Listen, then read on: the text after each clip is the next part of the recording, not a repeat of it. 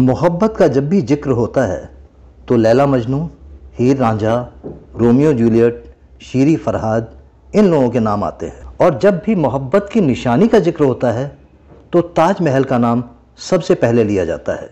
दुनिया के 7 अजूबा में शामिल ताजमहल ना सिर्फ शाहजहां और मुमताज़ की मोहब्बत की निशानी है, बल्कि एक ऐसी ऐतिहासिक इमारत है जो प्रतिवर्ष 80 लाख से भी ज़्यादा देशी और विदेशी पर्यटकों को अपनी ओर खींचती है।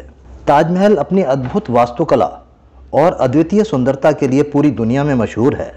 मुगल काल में शाहजहां ने इस खूबसूरत इमारत को उत्तर प्रदेश के आगरा शहर में यमुना नदी के किनारे बनवाया था।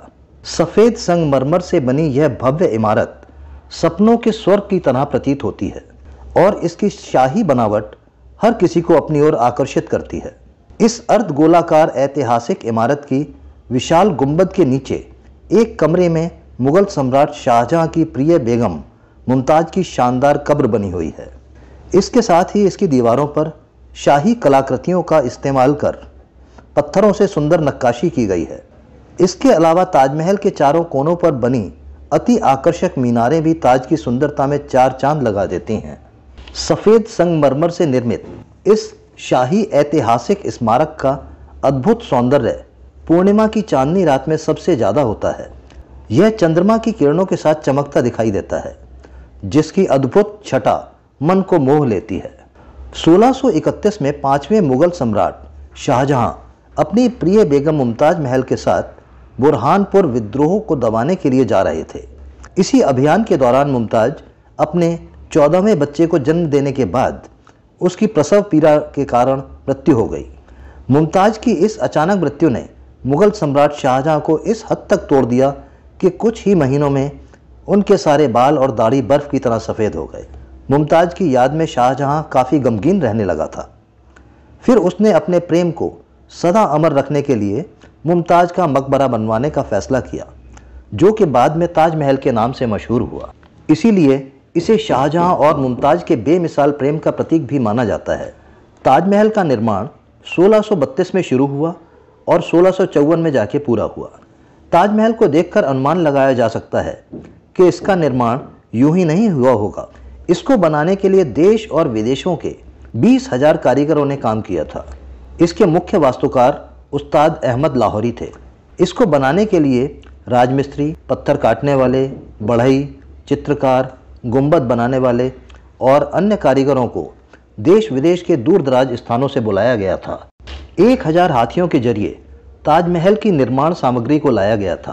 ताजमहल के निर्माण के लिए विभिन्न देशों से बहुमूल्य पत्थरों और रत्नों को लाया गया। सफ़ेद संगमरमर को राजस्थान के मकराना से, जैस्पर को पंजाब से, जैड और क्रिस्टल को चाइना से, टर्कॉइस को तिब्बत से, नीलम को श्रीलंका से और कार्नेलियन को अरबिया से लाया गया था। कुल मिलाकर 28 प्रकार के बहुमूल्य पत्थर एवं रत्न सफ़ेद संगमरमर में जड़े गए थे। ताजमहल को बनाने में लगभग 22 साल लगे थे।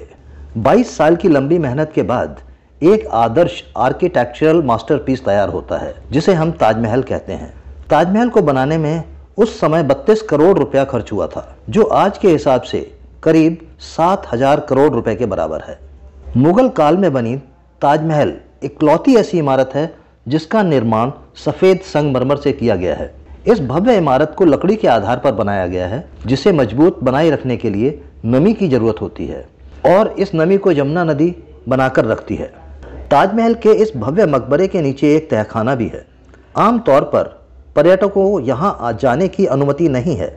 इस कब्र के नीचे करीब 8 कोने वाले 4 अलग अलग कक्ष हैं। इस कक्ष के बीचों बीच शाहजहां और मुमताज़ की भव्य और आकर्षक कब्रें हैं, जिस पर बेहद खूबसूरत तरीके से पर्शियन में कुरान की आयतें लिखी हुई हैं। इन दोनों खूबसूरत कब्रों को कीमती रत्नों से सजाया गया है और इन कब्रों के चारों तरफ संगमरमर की जालियां बनी हुई हैं। ताजमहल आर्किटेक्चरल का एक नायाब नमूना है। ताजमहल की चारों तरफ मीनारें एकदम सीधी नहीं होकर थोड़ी सी बाहर की तरफ झुकी हुई हैं। इन मीनारों का बाहर की तरफ झुकाव का यह तर्क दिया जाता है कि किसी भी डिसास्टर में मीनार गिरती हैं तो यह मीनारें बाहर की तरफ ही गिरेंगी। इससे ताजमहल की मुख्य इमारत को किसी तरह का नुकसान नहीं होगा। शाहजहां ताजमहल की दूसरी ओर काला ताजमहल भी बनवाना चाहता था, जो सफ़ेद संगमरमर के ताजमहल का प्रतिबिंब होता। सितंबर 1657 में शाहजहां बीमार पड़ गया और उसके चारों बेटे दारा शिकोह, मुराद बख्श, शाह शुजा और औरंगजेब में सिंहासन के लिए युद्ध छिड़ गया और इस युद्ध में औरंगजेब विजयी हुआ। औरंगजेब ने बलपूर्वक अपने पिता शाहजहां को गद्दी से उतारकर आगरा के किले में कैद में डाल दिया। 9 वर्ष की लंबी बीमारी के बाद 1666 में शाहजहां की मृत्यु हो गई और काला ताजमहल बनाने का उसका सपना एक सपना ही बनकर रह गया। कुछ इतिहासकार यह भी मानते हैं कि ताजमहल को शाहजहां ने मुमताज के लिए नहीं बनवाया था, बल्कि वह तो पहले से ही बना हुआ था, जिसमें हेर फेर करके इसे इस्लामिक लुक दिया गया था। दुनिया की इस खूबसूरत और ऐतिहासिक धरोहर ताजमहल के शीर्ष पर बनी विशाल गुंबद पर एक कांसे के द्वारा निर्मित बेहद खूबसूरत कलश बना हुआ है।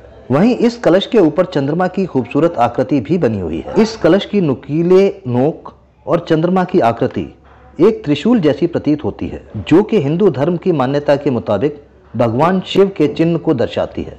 वहीं पुरुषोत्तम ओक के अनुसार शाहजहां ने मुमताज को दफनाने के लिए विशाल गुंबद वाला भवन राजा मानसिंह से लिया था, जो कि कंट्रोवर्सी बनी हुई है।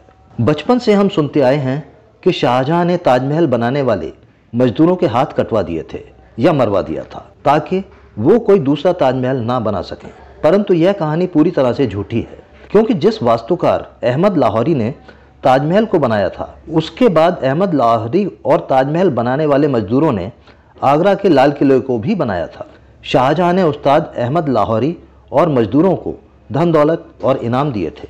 जो भी हो, ताजमहल को सदियों से मोहब्बत के प्रतीक के रूप में जाना जाता है और मुगल सम्राट शाहजहां ने कहा था, यहाँ आकर सूरज और चांद का दिल भी पिघल जाता है।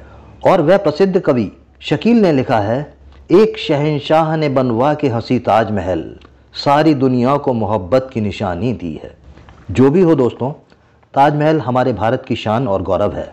आज के वीडियो में बस इतना ही। फिर मिलते हैं किसी नई वीडियो के साथ। धन्यवाद।